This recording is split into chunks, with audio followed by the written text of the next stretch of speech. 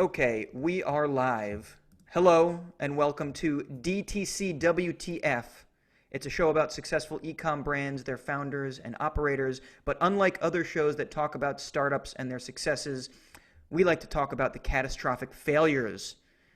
For no one achieves success without making tons of mistakes, and I really truly do believe that, startups are incredible endeavors, but there's such hard work and there's so much emphasis on the Shark Tank winners and the Jack Dorseys and Elon Musks of the world that I think it's really important that we highlight just how dirty they can get.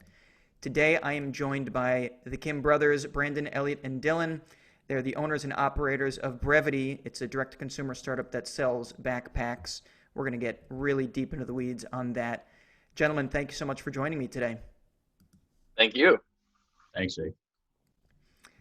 So, I need to start off. I already mentioned this before we started recording, but I need to hear first and foremost what it's like working with your brothers.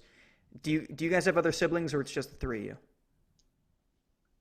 It's just the three of us right now. Hopefully another one doesn't appear out of nowhere. But it's actually worked out really well. I think I've got authority as the older brother. I can talk to this one. There's automatic trust, and that's so difficult to often find. You develop trust, along the way, but with family, it's immediate. And so certainly we have our ups and downs, like anybody, like any partners.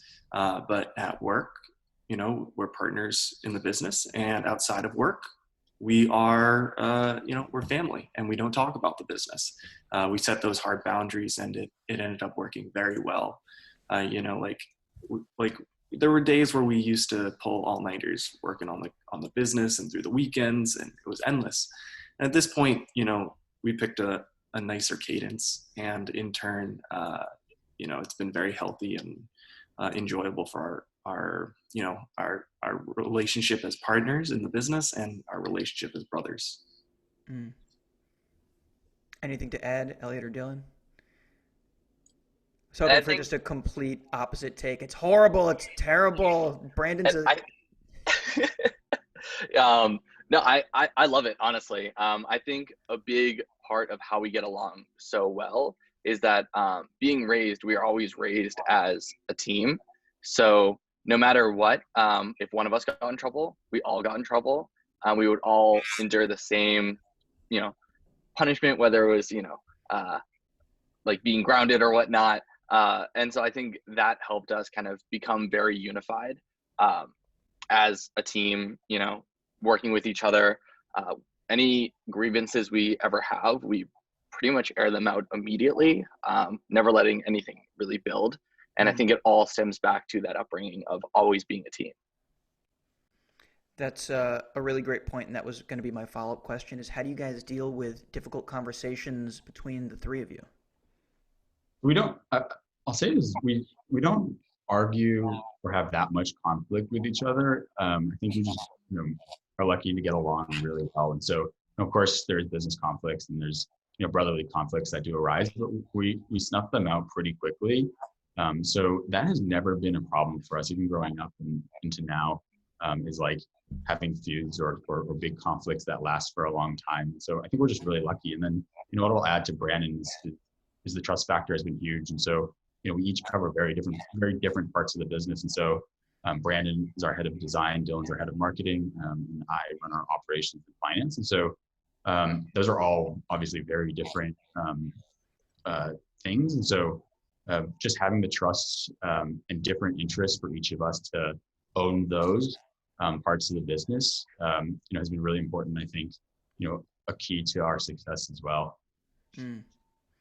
And you mentioned something earlier about setting these boundaries, and I'd love to dig a little bit deeper into that, because as a startup founder, it's so hard to separate your life and your work. You're pouring everything into this business, and it's taking up so much time. So can you talk a little bit more about how you guys are actually setting boundaries and what that looks like? We hang out a lot outside of work too. So, when we have friends or our partners, girlfriends and such, like they're with us, we try not to make business be the primary conversation or really any part of the conversation. I think naturally sometimes it does come up, but it's really easy all of a sudden go down like a huge rabbit hole and want to talk about a specific initiative or factor of the business. But not everybody's privy to that conversation, and so work is work and play is play. So I think that's something we've tried to be really, really cognizant of, especially as we've been growing, and it's just become like a bigger part of our lives and our identities. So, I don't know if you guys have anything to add to that. I think that covers it pretty well. Yeah, that's pretty good. Your parents must be so proud and thrilled of you, not just about this business, but the fact that you guys are able to just have such incredible relationships. I mean, the parents who are listening to this episode are going to be kicking themselves because I can't imagine three brothers having as sane a dialogue as you guys are having, unless this is all a show, which I'm not leaving that out of the question. I saw recently that all three of you were elected to the Forbes 30 Under 30. Congratulations on that. Thank you. Be honest, what is that like? Do you have to reach out to them to get them to do that, or did somebody reach out to you and coordinate that? So we were nominated by a few different people and organizations. And then you're just kind of funneled down this kind of, cryptic process. And then, you're interviewed and you don't know if you've gotten it or you may have gotten it, but you're not totally sure. And then, you just kind of wake up and, cross your fingers and maybe you got it. And so we were very fortunate. I found it very relieving, more than exciting. It was very pleasant. But it was also one of the most public things that's happened to us. So it was showing the world that and everybody who we passed by and who's helped us along the way, that we still exist, that we're still pushing forward with this, and that we're seeing success in the process. Yeah, and I imagine it's tremendous validation. You've been working on this company for 5+ years at this point, and to have such a public display of recognition like that, it must feel really good to have somebody say, "Hey, check these guys out. They're really onto something here." I couldn't have said it better myself, man. Yeah.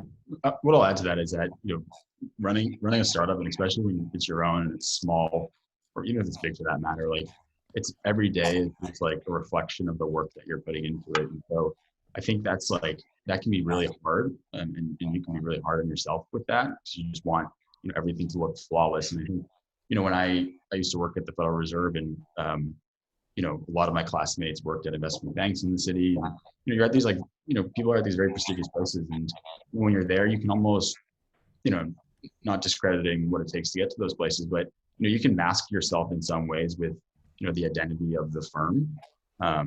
But when you're, running your own company, it's like you get out what you put in. And I think, the Forbes recognition was just a great, validator for not just us as founders, but our entire team for everything, all the hard work that everybody's been putting in.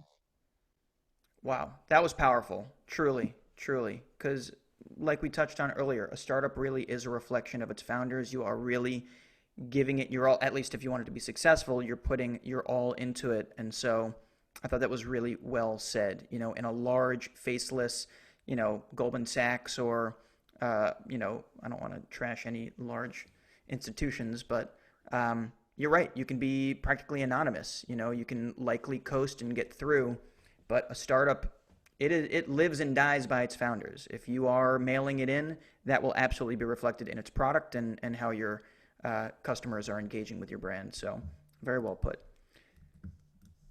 So let's dive a bit into the background about Brevitē. So how did it get started? How'd you get the idea? And what made you decide to actually pursue this? Yeah, so we started back in 2015. So I was actually going abroad to Hong Kong. And I had been, so I'm a photographer, and I used to carry my camera everywhere with me. And then I noticed as I was in college, I started leaving my camera at home. I wouldn't bring it with me. I was feeling generally just uninspired. And so as I was going abroad, I approached Brandon, who's the best researcher, Googler I know. And I told him I was looking for a camera bag that looked nice, was affordable, and could hold my camera and other things when I, didn't want it to be a camera bag, laptop, sweatshirts, whatever. I couldn't find a bag that fit these needs. And so Brandon decided to go out and make this bag. So we, no kidding, went to a thrift store, found a broken sewing machine, took it to a local seamstress. She helped us fix it up, went to Joann's Fabric, picked out some stuff, and then Brandon taught himself how to sew an entire backpack. Showed it to me a couple weeks before I went abroad. I was blown away. I mean, I don't think Brandon didn't even know how to sew before making this bag. So then we kind of just hit the ground running from there. We decided to launch on Kickstarter to get some validation. This was I believe we launched officially January 2015. And we had a month-long campaign. We overfunded that, raising about $38,000, completely organically, just from being featured on blogs. In 2015, influencer marketing really wasn't a thing, but we reached out to some creators on a newer platform called Instagram. And then from there, we were kind of off to the races. Really just snowballing momentum. Even to this day, we haven't raised any money. It's completely bootstrapped. And then I would say around 2016, when Elliot and myself graduated college, Brandon had gotten into an industrial design program, and I was in a Venture for America fellowship. Elliot went to work at the Fed, and we just kind of kept it going. And then 2017 is when we all came on full time. So you mentioned you did this crowdfunding campaign. Was this on Kickstarter? Yep.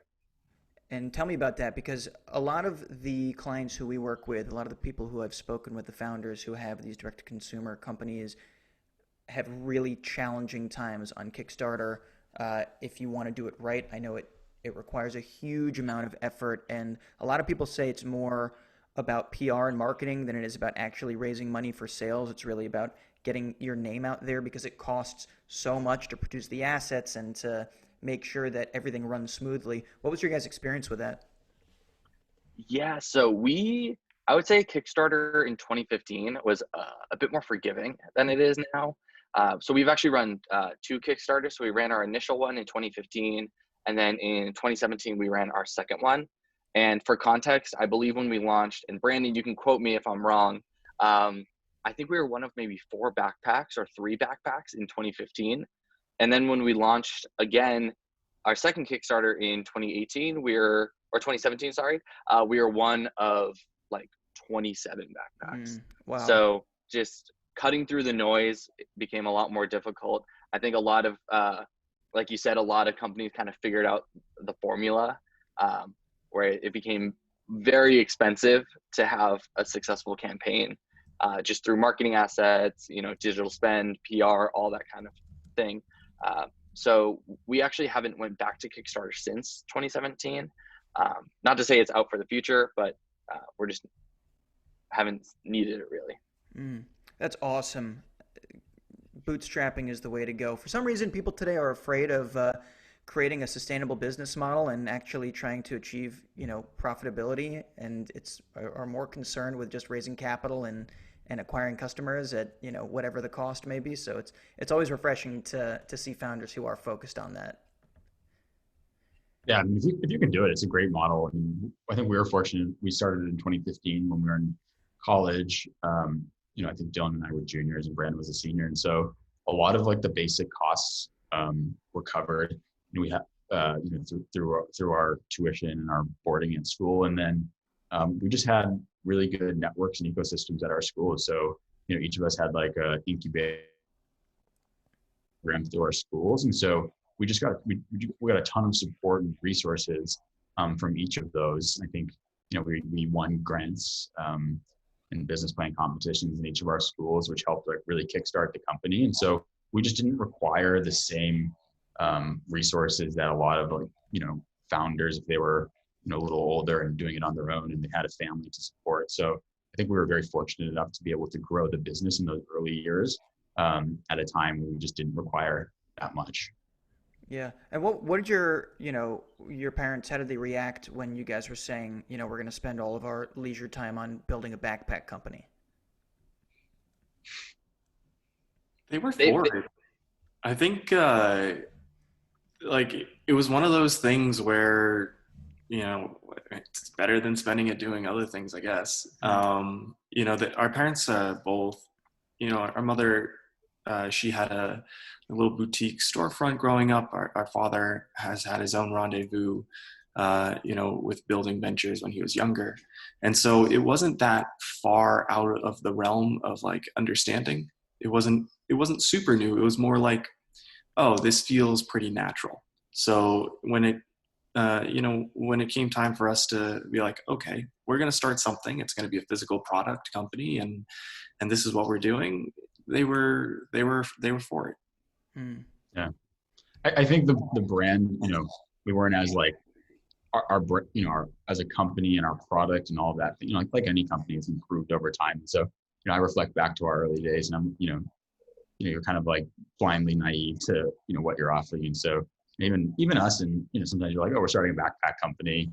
And then everybody's like, oh, there's a lot of backpack companies. And you get that, typical like, rhetoric or dialogue from everybody, and even yourself sometimes. And so we really just like over the years have tried to think about, how are we going to do things differently? Like, how are we going to stand out from other backpack companies? Because truth be told, like, it's no secret, there are a lot of backpack companies.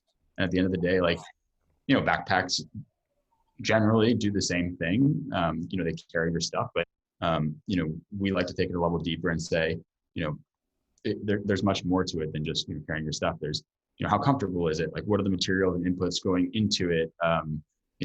Ergonomics and function. Like, is it catering to what you're carrying today? Like, everybody's carrying an iPhone. Everybody's like traveling more now than ever before. So like, can it hook up to your suitcase? Like, there's just a lot of factors that we're accounting for now that maybe people don't think were needed or wanted in backpacks, but that's what we're just finding now. So I love that take. I think that so many founders are, I should say, pre-founders are dissuaded from pursuing an idea because they think, oh, there's so much competition. There couldn't possibly be a need for another backpack company. Like you just said, they all basically do the same thing, but there's so little emphasis on what's the competitive edge. Why should this thing exist today? And I think that's one area where founders who fail often have, a similar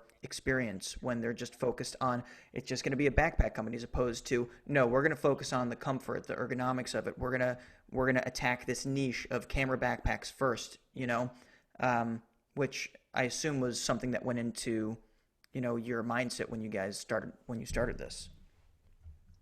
Absolutely. And so we even like to talk about like everyday plus, right? So the first product we made was this camera bag that had an insert inside. The insert could come out. It became a normal backpack, and it looked like a normal bag as well. And so as we've ventured more into the everyday side, targeting more commuters and the like, of course, not too many people are commuting now, but we really wanted to think about, okay, how are we addressing like everyday plus? Not everyone is a photographer all the time. Some people just want to carry their camera around, and whether it's snapping photos of their children or it's a leisurely activity that they'd like to do for themselves, how are we serving that? Definitely. All right, this episode has been too positive and cheery so far, so I want to do a hard pivot into the big bad WTF moment. So who wants to set the stage for us? I can absolutely. So as we said, we've been around for about 5 years, and that obviously has not come without its really hard moments. We've been through different manufacturers, different warehouses, and countless contractors, things like that. It's really just one foot in front of the other for the past 5 years. And so the story that immediately came to mind of what was our WTF moment. This happened in 2017. We were in a warehouse, or a 3PL, third-party logistics, and I guess this, setting the stage, it seemed like a great place. You know, they passed our vetting. They had happy customers. We had a very friendly and like dynamite account manager, and we were also growing very quickly. So as we got into this place, we wanted, just a good line of communication, got our packages out on time, that kind of thing. How did you find these guys? Just, I believe, through our network, and then just our own research as well. I feel like some of these more like behind the scene pieces are like intentionally difficult. I believe Brandon actually found them. I'm telling you, best Googler I know. And so we got in and we started growing very, very quickly once we got in there, just through our own marketing efforts, just getting some of that spend up, that kind of thing, some good content marketing we were doing at the time. And so as we were multiplying, these small problems just started to kind of magnify and really grow and kind of turn into these gaping holes. Without getting like too much into it, a couple of the problems were, international shipments would sometimes take 10 to 14 days to leave the warehouse. And usually that's the time they take to, ship, fulfill, and arrive. So we would have customers waiting sometimes a month for their product. Wow. And then like some tracking numbers would be entered incorrectly. And so as you can imagine, just even those two problems alone just created a mountain of customer service, really just kind of overloading us. And, where's my package? Why is this tracking number wrong? That kind of thing. And so the end events was, where we had Black Friday, which ended up going very well for us on the revenue side, and we saw growth and everything, but on the fulfillment side, was nothing short of a nightmare. So I had a running spreadsheet file that I was sharing with the warehouse, where we were just, constantly being like, okay, where are these orders? Like XYZ person, just really trying to push them to fulfill these orders. And I could never understand why they were so backed up until we went to visit. So we had been interfacing, and we were emailing them quite frequently. So pretty much every day for several months, just making sure that they were kind of staying online. What was sorry, I'll let. Yeah, what was, I want to hear more about the, this deluge of customer complaints, people being obviously unhappy that they're not receiving their packages that they've paid for. What was the strategy going into that to try to calm people down? Dylan was in a coworking. Oh, sorry, Elliot, I think your Wi-Fi tuned out. We can edit this, don't worry. We'll pause real quick. Elliot, sorry, what was that? Can you hear me now? Yep, you're back.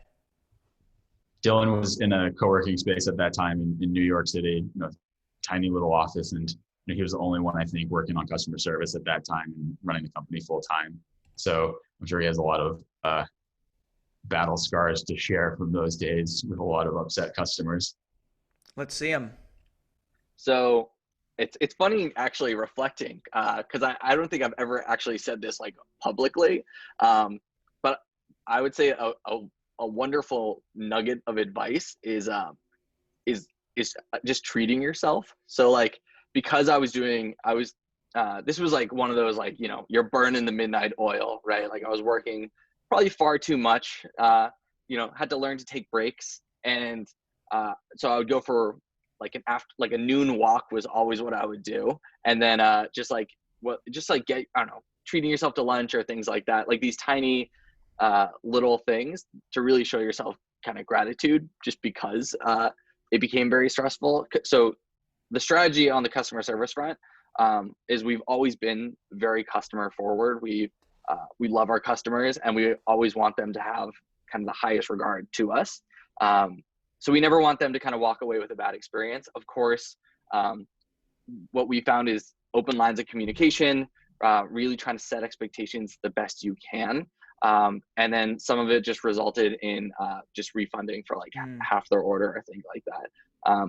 It's better to kind of keep a customer than, to save a couple bucks and lose them and have them have a very negative experience and have that spread. Totally. How do you guys, I want to go on this tangent really quick. How do you think about customers? It's not quite like a car where you make one sale and then you don't worry about somebody for 10 years, but you are building quality backpacks. I know one of your big, missions is to produce things that last. So how do you think about customers long term when they're going to buy a backpack and likely they won't need one again for some time? That's a great question. Do you want me to take? I can take it. Yeah. So yeah, absolutely. I think that you're right. Like you buy a backpack and you're kind of covered. And so right now, what we want to do is we want to win at becoming the next big backpack company. And so there's obviously a lot of customers and people out there that we can get to achieve that. And so we feel like the target market is big enough right now to just win at that. And then looking out farther, we'll consider other categories within the bag space to look to bring back those customers. But right now, what we really want to focus on is backpacks, getting people to tell their friends about it or their family about it or people that they're with to win over that market. And then in addition to that, like looking at other smaller accessories that we can cater to in the meantime. But that's really our kind of market strategy right now. Gotcha. Cool. Thank you for that. Okay, so it's Black Friday, Cyber Monday. Dylan is going for walks rather than, solving the problem. I'm just kidding. So that got a little deep, my guy. No, honestly, so many, I've had a lot of these conversations and it's such a good point about self-care. And an earlier episode, I was speaking with another entrepreneur about taking care of yourself, because if you're not capable of operating at max capacity, then your business is going to suffer. And a lot of founders forget this. If you're listening right now and you haven't slept and you haven't eaten and you haven't spoken to your friends or family, stop what you're doing and take care of yourself. It's so important. So I appreciate you saying that, Dylan, because I really do believe that. So important. It's essential. Absolutely. And I 110% believe in it. I think, mental and social hygiene are unbelievably important because this path is inherently lonely. I'm so fortunate I get to do it with my two brothers, but I did work alone on this for 18 months, and like to say it was easy would be an absolute lie. So it's treating yourself, it's taking those walks, getting that space, like sleeping well, right? Like I think like you can work 60 hours a week or 80 hours a week, but you can't do that for a month straight because you'll just burn out, right? So it's better to like temper that time, have it be more impactful hours, more aware hours, and then just, have that ring home for the whole year. Yeah, between that mindset and your disposition with each other and your ability to separate church and state and not discuss the business when you guys are together, you guys are clear. It's no wonder you guys are Forbes 30 under 30 recipients. You guys, you've got it figured out. Wise beyond your years. We like to keep things in perspective too. I think it was the Bonobos founder who said, like, when you're starting a company, you're not starting a company is not a real risk. Like, somebody going into, combat, that's a real risk. And so, or some quote similar to that. And so like, that's always stuck with us. We try to keep it in perspective. Like we take our work very seriously. We take our customers very seriously. But at the end of the day, we try to say like, what? We're a fun backpack company. We're trying to give people a good experience, a fun experience. And I think that helps us keep things in perspective a lot. Like, for example, like my girlfriend is in medical school right now and she's, at a hospital and she's, working in the emergency room. And so she sees like serious issues, every day, human life issues. And I think, she comes home and shares that story with me. And then I share my story. I was like, oh, X, Y, and Z with backpacks or something like that. And it's just it always kind of humbles me. I think that's something as a team and we've always shared. Great insight. All right, let's get back to it though. So Dylan is taking care of customer service, and then you were just talking about how you are on the phone with your 3PL saying, how is this happening? And then take it away from there. Yeah. So Brandon and I actually planned a visit just because we wanted to, sit down, meet with them, understand these issues. Again, we were growing very quickly. So we really just wanted to get to the root of it, kind of iron out what we could. So we went to visit them, and what we found was, I like to call it, it's like walking into an episode of Kitchen Nightmares with Gordon Ramsay, where he goes and like looks at these failing restaurants. And what we found was very, very passionate workers. So our account manager was this unbelievably passionate guy. The workers on the floor, they like intimately knew our product. We were talking with them how we can like better ship things, and they had all these great suggestions. Kind of a warm crew. But what we found was when we went to go and sit down with the owners who ran the place, without getting into too much detail, it was definitely one of the most bizarre meetings I think Brandon or I have ever taken. One of the owners brought in one of the customer service managers and like publicly ridiculed her like right in front of us within like 5 minutes of the meeting starting. So it was like, oh, why isn't this done properly? And we were like, we should not be here for this. Like, this is like something you do not with us. Wow. And I think they just seemed like generally kind of unaware of all these problems and issues. Just major red flags. So pretty much after that meeting concluded, we began immediately the search for a new place.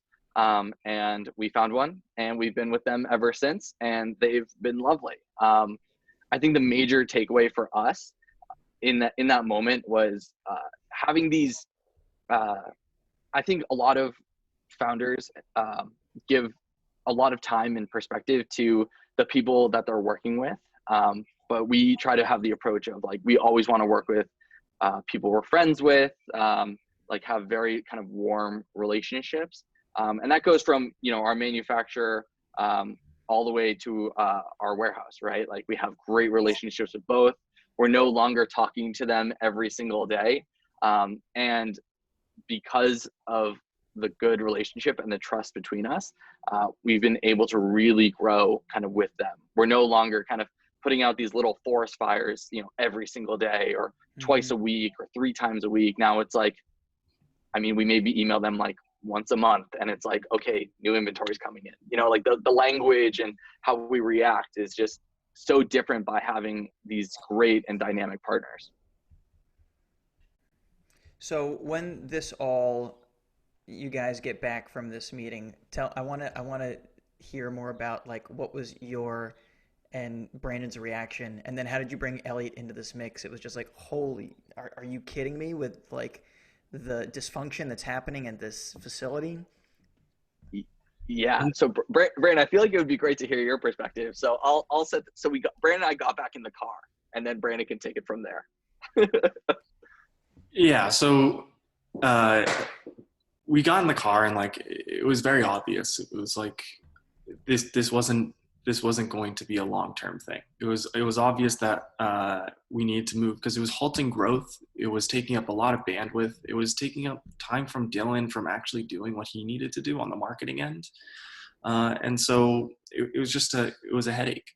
And so communication between the 3 of us is pretty straightforward. It was just like, it was a phone call, and it's like, this isn't working, and there was enough trust that Ellie was like, okay, yeah. And also, there was enough orders that had problems with it that we were all like, okay. And so then began our search. And, we understood what we needed this time. It was a lot clearer. We understood what kind of partners we were looking for. We understood like the service level that we really needed. And we didn't want to mess it up. So we ended up coming across a consultant who helped us. He helped us draft up a very nice contract. And then Dylan and myself took a trip down to New Jersey, and we visited a whole bunch of warehouses. we toured them, we met with the owners. They're all family owned. And so that kind of changes the dynamic in a very nice way, because we're family owned. So there was a lot of bread to break there. And so we saw beautiful warehouses, and we saw large warehouses that were kind of dirty, and we saw large warehouses that were run impeccably, and they were at all a range of different costs, because at our size, nothing's totally standardized. And so that's when we met this one warehouse that we really love. They were very kind, and something that stood out to us was, as we were leaving, it was the end of the day, and one of the kind of like the upper executives, she was basically like, "Have a wonderful day" to our employees, and her employees, the way they responded was very warm and happy, and they were clearly well respected there. And seeing the way that the upper level spoke to their employees, that was very reassuring and ultimately aligned very well with us. I think there's a statement I really love, and it's leadership is service. And so it means that nobody is above taking out the trash. Yeah. Nobody is above their employee at the end of the day. You just you got to give your employees all the best things so that they can do their job to the best of their abilities. And so with the warehouse search, it just became very obvious that they were a good partner. They had a good price. Everything kind of fit in perfectly. And so ultimately it ended up solving a lot of those problems. It reminds me of the idea that when you're dating somebody, if you want to truly understand what they're like, see how they treat service workers. And if they're rude to their waiter and they're rude to the hostess, then you know that this person is likely putting on a show for you. But that's really interesting to hear. I think that a lot of founders probably, and not founders of early stage companies, but as they grow, think about ruling their companies with an iron fist, as opposed to taking that service mentality of, employees are everything. They are the lifeblood of our company, and without them, we don't exist. And by treating them well, you are, ensuring that your product is going to be as good as it could possibly be. So you guys have tremendous poise. I was hoping for some story about a meltdown, but it sounds like you guys handled yourself with aplomb during this breakdown. I think when you're in the thick of it, it's like, it was stressful, and from a P&L standpoint and what it did on that side, it was very stressful. Like, we weren't that big. We weren't very big at that time. And so, when a ton of your orders are coming back, you're like, wow, how long can we sustain this for? All these customers are going onto social media and being like, Brevitē is a sham, or, they don't care about their customers. Like, is this a real company and all that stuff? And you're like, man, like, this is not good for the brand. And, if we keep this up, it's really going to tarnish our reputation, what we're building. And so I think when we were in the thick of it back then, it was a really stressful experience that we just, and we didn't, I think that was our second or third warehouse at that point. And so, but, we were trying to think to ourselves, are there good warehouse partners out there? How hard is this game? There's just like a lot of self-learning through the whole process. That's what it's about. Just pushing forward when you get hit. So Dylan touched a bit on, his big takeaway being your partners are everything, right? I think it was Dylan who said that. That's, you guys, when you are finding a partner, especially one as important as your logistics partner, they are a part of the company. They're not just some third party who you can pay and forget about. They really are integral to the success of the company. We see that repeat over and over and over again with the people who I speak with, especially direct to consumer. I mean, 3PL is one of the most important things you can do. What other takeaways did you guys have from this experience?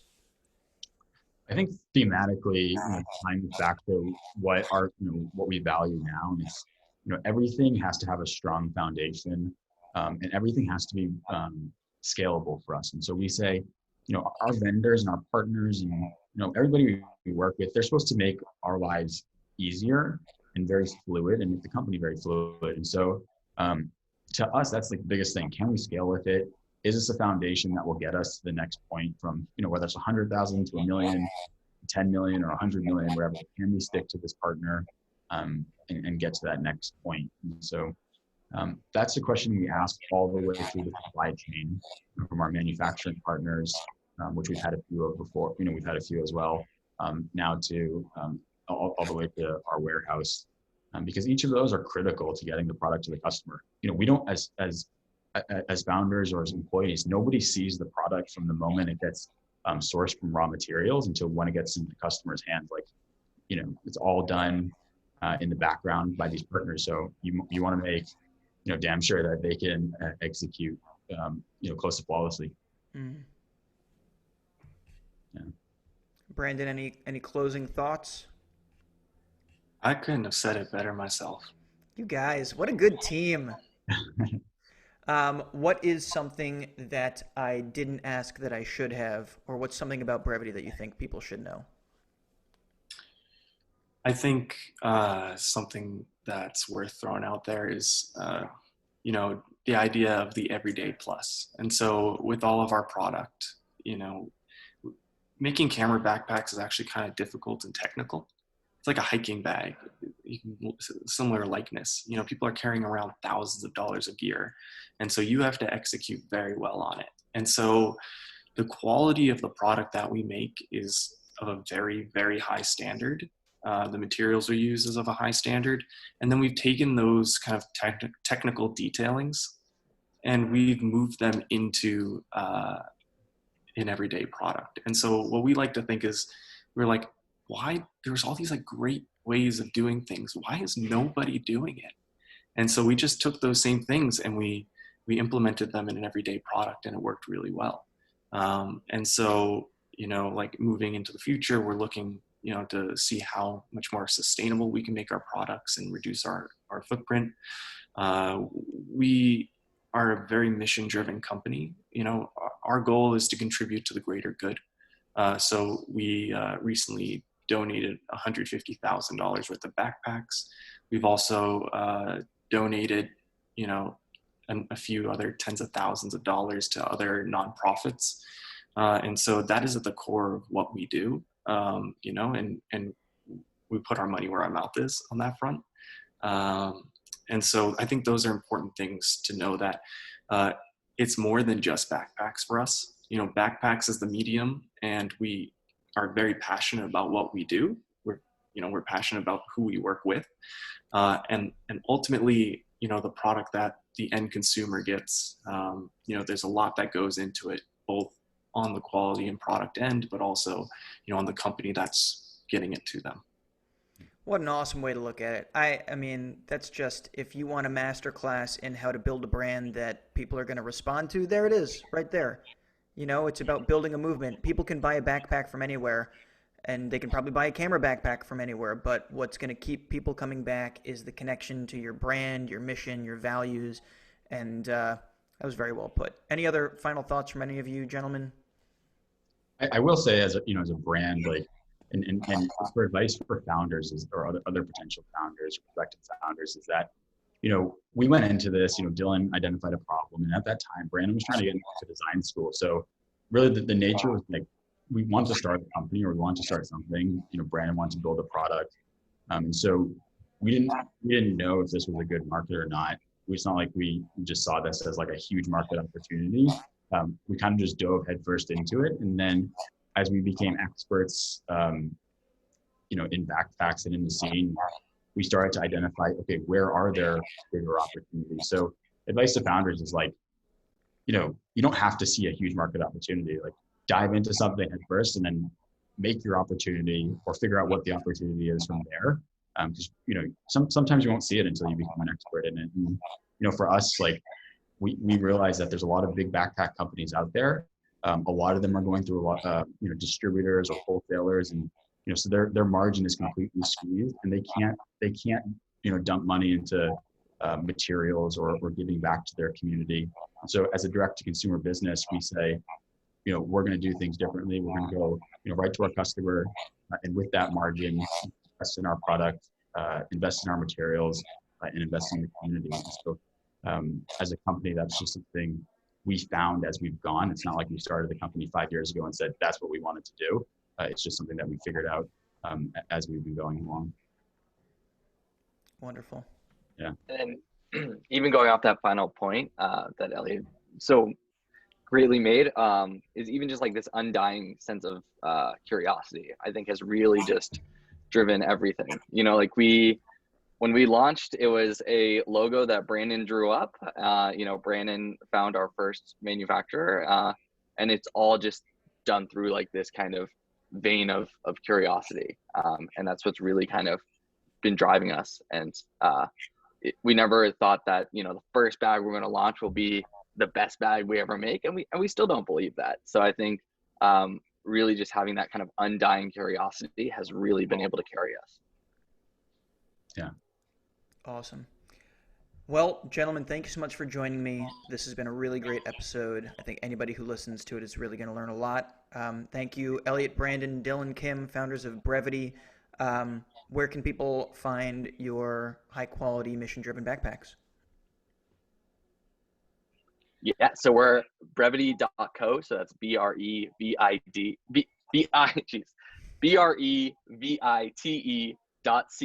And then we're just at Brevitē on Instagram. And that's the best place to reach us. And we'd love to hear from everyone. Right on. Well, thanks very much, gentlemen. Appreciate the time. Yeah, Thank you.